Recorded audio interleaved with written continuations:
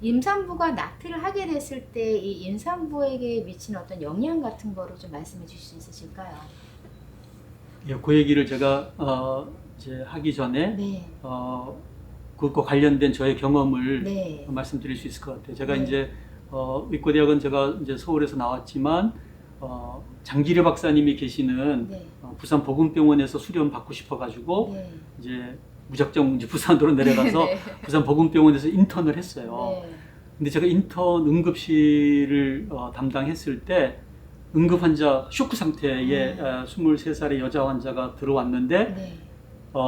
너무 치료를 많이 해가지고 혈압이 안 잡히는 거예요. 맥박도 안 잡히고 이게 뭐 완전 쇼크죠. 그래서 막 이제 우리가 응급 조치하고 해서 사진을 찍어봤더니요, 이게 배 안에 창자가 일부가 없는 거예요. 보니까 조산소에서 네. 그 6개월 된 태아를 낙태를 했는데 애가 6개월짜리가 뭐 이렇게 크냐 그러면서 계속 긁어냈는데 어머나, 그게 자궁을 뚫고서 창자를 일부 긁어내고 그것 때문에 그 피가 이제 복막에 막 고이면서 세상에. 쇼크 상태가 된 거죠. 근데 이제 피가 복막에 고이다 보니까 밖으로 나오지 않아가지고 이게 이제 안에 출혈인지 모르고 이제 계속 하다가 쇼크가 돼가지고 실려왔는데 결국 그 자궁 다 드러내고 창자도 일부 드러내서 여기다가 인공 항문 해가지고 그분은 이제 평생 그렇죠. 아기를 못 놓고 네. 이제 이쪽으로 변을 봐야 되는 참 너무 안타까운 그런 환자를 본 적이 있어요. 그래서 제가 장기리 박사님에게 달려갔어요. 그래서 이런 정말 이런 끔찍한 낙태 환자를 제가 봤다고 그랬더니 일단 생명이라도 얻었으니 참 그래도 참 다행이다 하시면서 저보고 물어보시는 거예요. 낙태를 당한 아기가 많겠냐, 병원에서 태어난 아기가 많겠냐.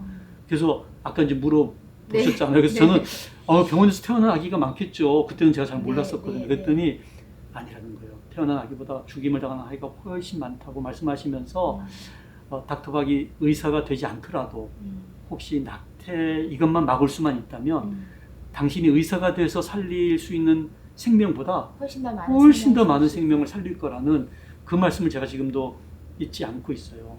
저희가 이제 성산 생명윤리 연구소가 바로 그 장기려 박사님의 호가 성산이잖아요. 그래서 이제 그분의 생명윤리 정신을 저희가 이제 어떻게든 따르려고 하고 있는데, 그래서 제가 이게 이 낙태라는 게 이게 이렇게 무서운 합병증이 있을 수도 있겠구나. 그러다가 실은 죽음을 당하는 산모들도 꽤 많이 있거든요.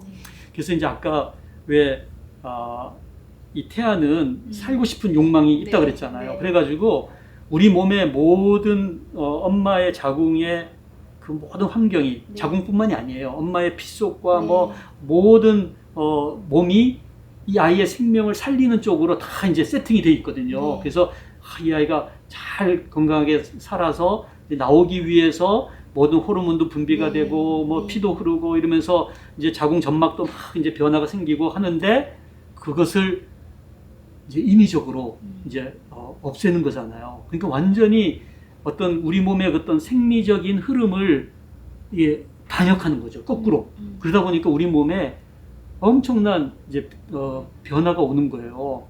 예를 들면은 자궁 점막이 이게 이제 풍선처럼 이렇게 애가 들었으면 이제 자궁이 점점 커지잖아요. 그러면 실은 자궁벽이 이제 벽은 좀 이제 얇아지지만 또 여러 가지 그 벽에 변화가 오는데 이게 이제 낙태라고 하는 것은 아무리 그 초기 낙태라 하더라도 이걸 이제 자궁벽을 긁어내는 거잖아요. 긁어내다 보니까 이 자궁벽이 이제 안 그래도 얇아져 있는데 더 긁다가 아까 이제 그 퍼포레이션 이제 천공이 생겨서 그러면 이제 안에 있는 여러 가지 이제 물질들이 바깥으로 나가면서 복막염을 일으키면서 아까 얘기한 그 쇼크 상태가 되기도 하고 아주 끔찍한데 이제 그러면서 이 자궁벽이 긁어내다 보면요. 그 다음에 이게 이제 딱딱해져요. 그래서 한 번 낙태를 한 여성이 그 다음에는 이렇게 착상을 하려 그러면 자궁벽이 딱딱해가지고 거기 말하자면 뿌리를 못 내리는 거예요. 이게 자궁이 우리 이 땅하고 비슷하잖아요. 그래서 이게 하나의 이제 경작지인데 여기에 이게 딱딱해져 버리면 이게 시멘트 바닥처럼 되면은 이게 나무 풀 뿌리를 못 내리잖아요. 그래서 실은 저희가 이제 의사고시에 나왔던 시험 문제가 뭐냐면 네. 불임. 불임의 가장 많은 원인은 무엇인가? 정답이 낙태예요. 유산 때문에 정작 아기를 가져야 될 때 아기를 못 가지게 되거든요. 그래서 이 습관성 유산이 네. 낙태를 한 경우에는 이제 더 잘 생기는 거예요. 네. 그래서 그 다음에 또 긁어내잖아요. 그 이제 유산되면 또 이제 그 태반을 또 긁어내야 네, 되니까 네. 그러면 또 더 이렇게 임신이 어려워지는 거죠. 그래서 심지어는 이제 10배까지 낙태를 하고 나면은 임신이 10배까지 더 어려워진다. 그래서 이게 이제 영구 불임이 되는 경우가 이제 많이 있기도 하고요. 그 다음에 이제 이런 거예요. 아기가 이제 자궁에 착상을 하려고 생각을 했는데 딱 보니까 그 전에 이 문제가 생겼던 자궁이야. 네. 그래서 야 여기 있다가는 내가 낙태가 또 되겠다 싶어가지고 자궁 바깥으로 도망가요. 자궁의 임신. 자궁의 임신. 이 자궁의 임신이란 게 이게 왜 어떻게 낙태를 한 사람에게 자궁의 임신이 많이 생길까? 이 태아들이 어떤 자기 보호 본능으로 바깥으로 뛰쳐나가는 거예요. 자궁을 못 믿으니까. 이 자궁의 임신이 그렇게 많아지는 거죠. 그래서 한 번 낙태한 사람은 낙태 안 한 사람보다 2배 많아지고 2번 낙태한 사람은 자궁의 임신이 4배 많아지고 이렇게 자궁의 임신이 이제 많아지게 되죠. 그거 외에도 실은 이 낙태를 이제 경험한 여성에게 이제 여러 가지 후유증이 있는데 네. 설령 생명을 잃지 않는다 하더라도 낙태에 대한 어떤 생각 이런 것 때문에 트라우마. 정신과적인 후유증도 많이 앓게 되고요. 자살 가능성도 4배에서 7배가 많다 그래요. 그래서 네.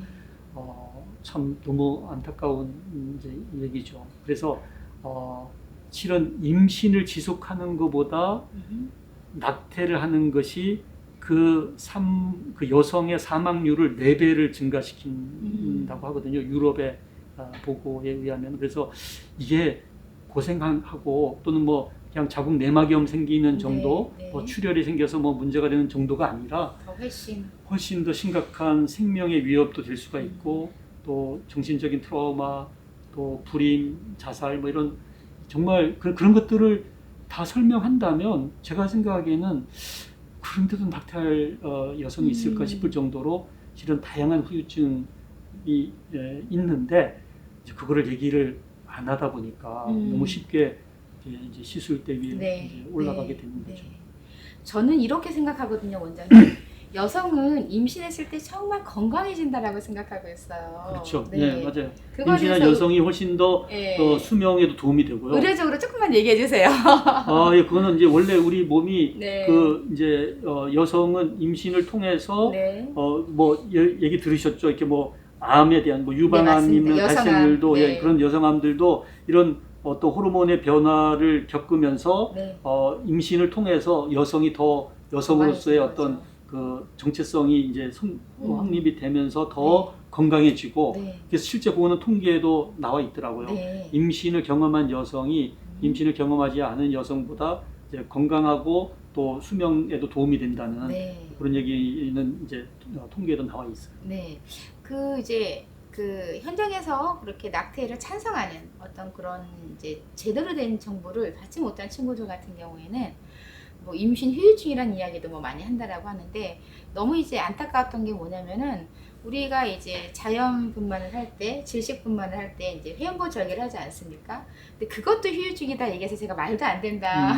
그 회음부 절개는 바로 이제 예쁘게 봉합을 해주시고 또 우리의 살성이라는 게 잘 붙게 되는 건데 그런 상처 하나를 가지고 임신 후유증이라고 얘기한다면 우리가 평생 살아가는데 칼에 비어도 안 되고 뭐 골절도 되면 안 된다라는 걸로 이제 그렇게 어떻게 사람이 이렇게 살아갈 수 있냐는 말도 안 된다라고 생각을 하고 있어요. 그렇죠. 한 생명이 태어나기 위해서 그럼요. 실은 뭐 치러야 될 대가는 있는 있죠. 거죠. 네. 근데 그 자체를 그냥 아무런 대가도 치르지 않고 그냥 생명이 어느 날 이렇게 뭐 복제하듯이 그렇게 만들어지는 게 아니라 오히려 저는 그 어떤 숭고하죠, 임신의 사실. 어떤 네. 그 고통과 또 출산의 어떤 그 과정을 통해서 뭐랄까 한 생명의 탄생을 우리가 경험하게 하는 것은 또 어떤 신비로운 그런 의미가 그럼요. 있다고 보거든요. 네, 그래서 no cross, no crown 얘기 있듯이 우리가 그런 고통 뒤에 또 생명의 그 그럼요. 희열을 맛보는 거니까 네, 저는 네. 뭐 그 면에서 여성들 존경해요. 네. 그래서 어머니는 그래서 위대한 것 같고요. 네.